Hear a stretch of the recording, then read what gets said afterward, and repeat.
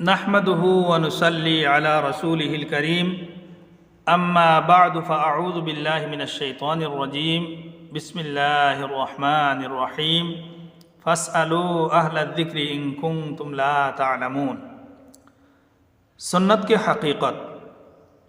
سنت پر عمل کرنا ضروری ہے اور بڑے ثواب کا باعث ہے، لیکن اس کے چھوٹنے سے نہ تو نماز میں سجدہ سہو واجب ہوتا ہے اور نہ وہ فاسد ہوتی ہے، اور تارک سنت کا حکم درج ذیل مختلف صورتوں میں الگ الگ ہے۔ نمبر 1، اگر بلا ارادہ کوئی سنت چھوٹ گئی تو کوئی گناہ نہیں۔ نمبر 2، اگر قصدان کوئی سنت چھوڑی لیکن دل میں سنت کی تحقیر اور استخفاف کا قصد نہیں ہے تو گناہگار ہوگا۔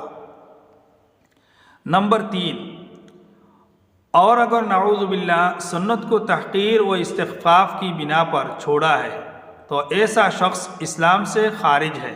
بہرحال نماز کو سنت کے مطابق پڑھنے کا مکمل اہتمام کرنا چاہیے اور کوشش کرنی چاہیے کہ نماز کی کوئی سنت ہم سے فوت نہ ہو۔